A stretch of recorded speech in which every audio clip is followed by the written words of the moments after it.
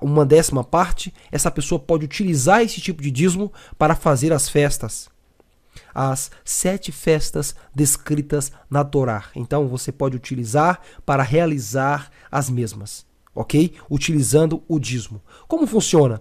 Vamos supor que hoje é dia de uma festa, né? Estamos no mês de uma festa. Então, aquele mês você vai separar aquela porcentagem para realizar a festa, ok? É importante isso.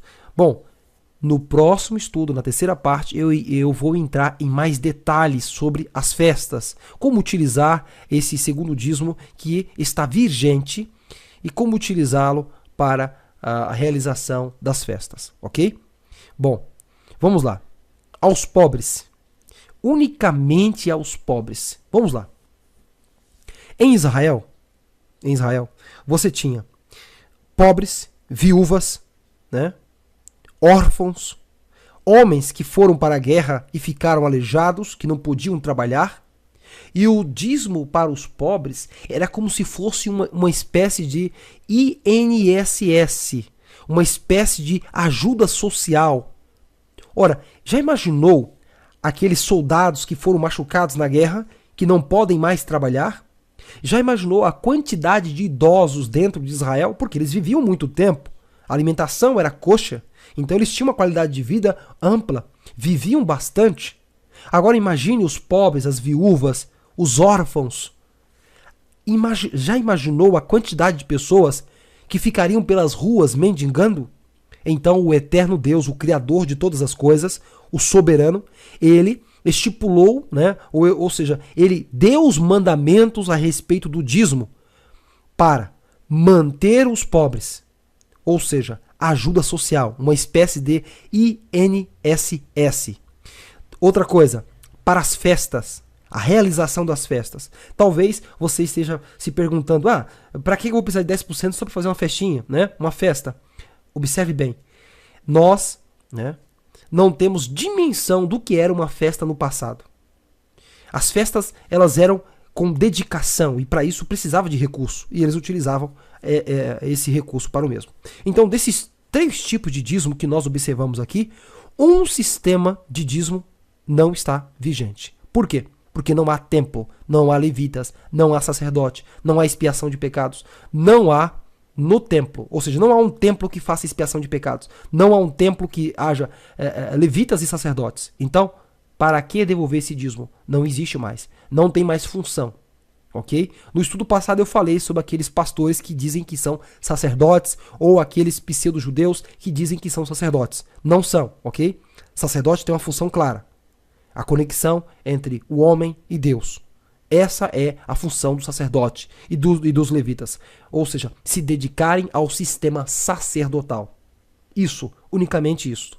Então, se alguma pessoa, algum líder te pedir o dízimo, dizendo a você que ele precisa sobreviver daquele dízimo, que ele precisa bancar o ministério dele com o dízimo, com 10% daquilo que você recebe.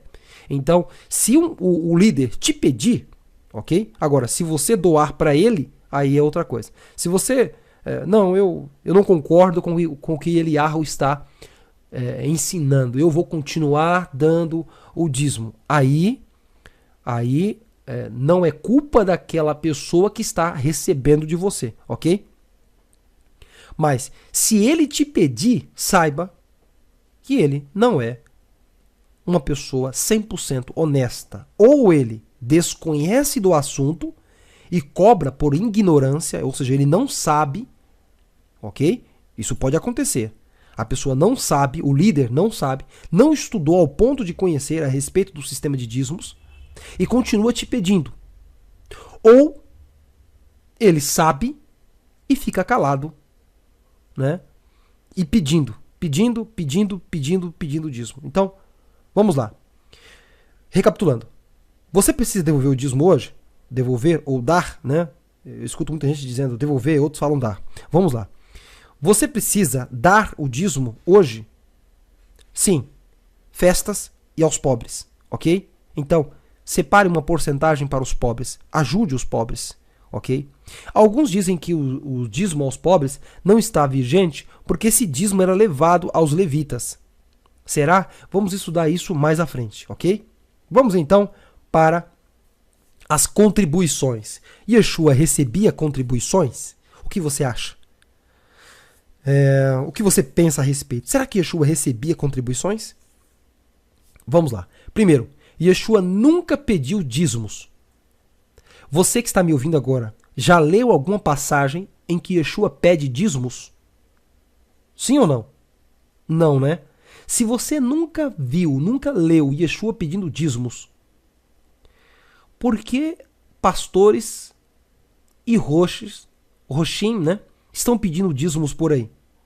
Ora, se Yeshua nunca pediu, muitos vão dizer, Yeshua não pedia porque existia o templo.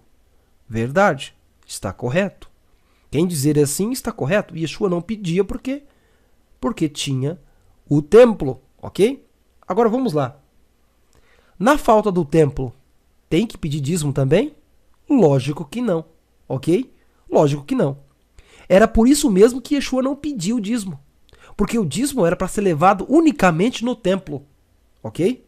Então Yeshua não pedia dízimos. Está bem claro aí. Né? Mas como a maioria dos rabinos, ele recebia contribuições. Isso é verdade. Yeshua recebia contribuições. Segundo, Yehudá era o tesoureiro, porque ele guardava as contribuições dadas pelos seguidores. Vamos ler um texto interessante? Está no livro de João, Yohanan, capítulo 12, verso 6. Diz assim: Ora, ele disse isto, não pelo cuidado dos que tivessem dos pobres, mas porque ele era ladrão, e tinha a bolsa e tirava-o que ali se lançava. Então vamos lá. Por que é que um dos discípulos do Rav Yeshua tinha uma bolsa? Por que é que um dos discípulos dele carregava a bolsa? Eu não quero entrar no assunto aqui de que ele era ladrão, né? Não vou entrar nesse assunto. O assunto é, por que Yeshua precisava de um tesoureiro? Pense comigo, por que ele necessitava de um tesoureiro? É porque ele recebia doações, ok? Então veja só, as pessoas que iam ouvir e presenciar o ministério do rabino, do Rav, do mestre Yeshua, o que eles faziam? Eles lançavam ali contribuições. As pessoas, tanto pobre como rico, não importa, aqueles que tinham condições lançavam então no embornal de Yehudá, né? Eles colocavam ali então dinheiro para manutenção daquela obra. Então era isso que acontecia. Vamos então para mais um slide. Vamos lá. A verdadeira função das contribuições. Vamos lá.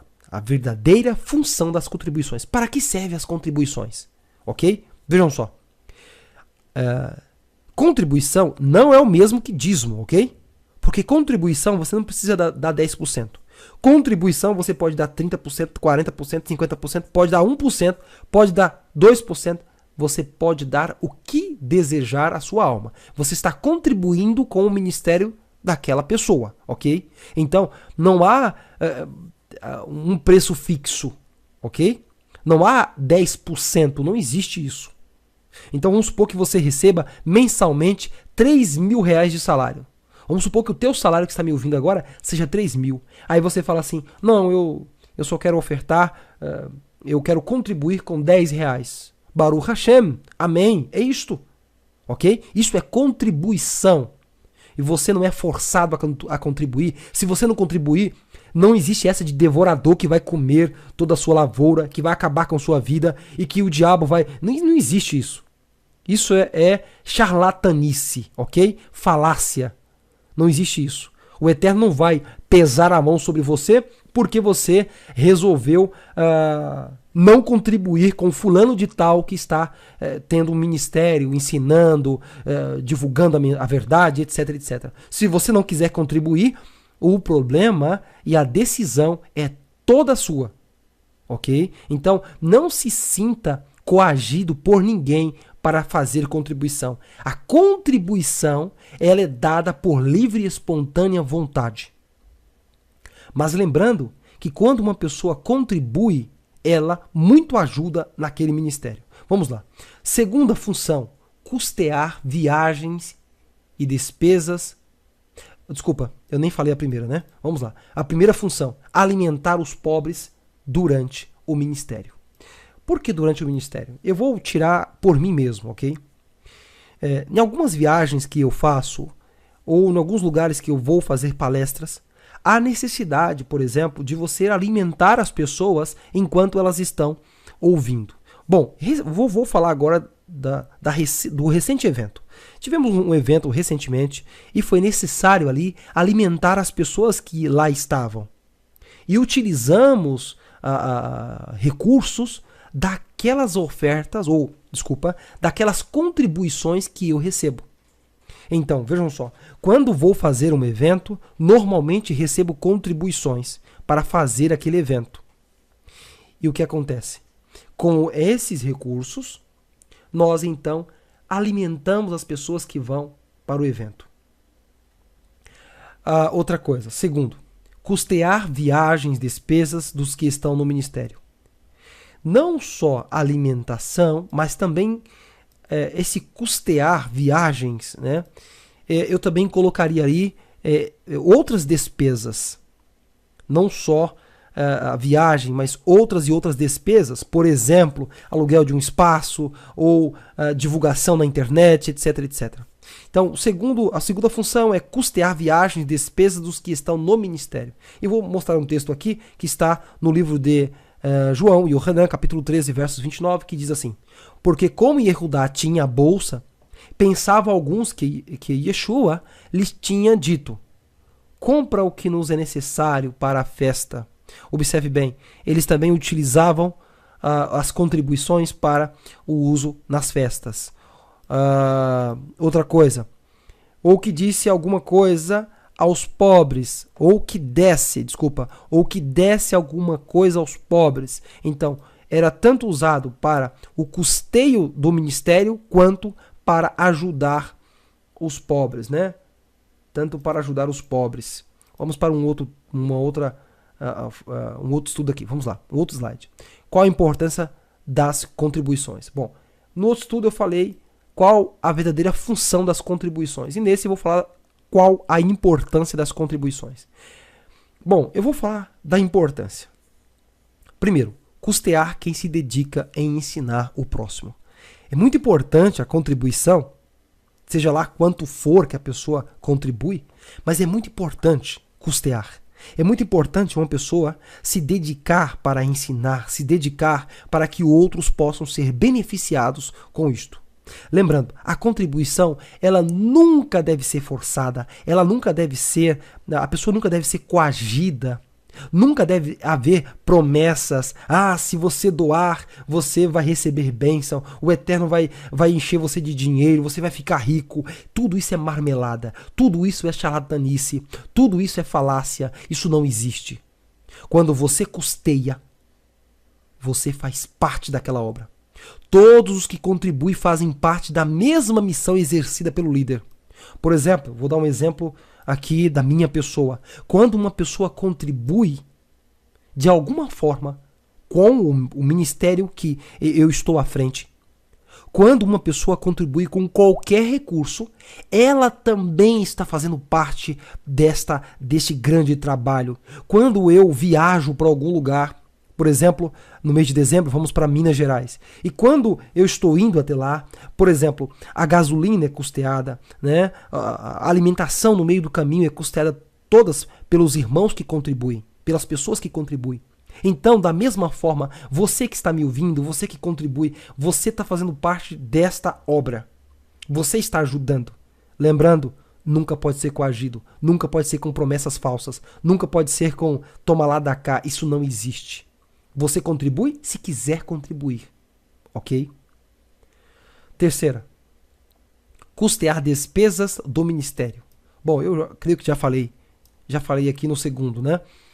Custear despesas do ministério. É importante, não há como levar uma obra dessa avante se não houver uma contribuição financeira. É impossível, não tem como, ok? Não tem como. A pessoa necessita sim dessa contribuição. Ela é importante, ok? Mas não é dízimo, não é oferta, e nós vamos entender na terceira parte o porquê não é oferta, ok? Vamos entender o que era oferta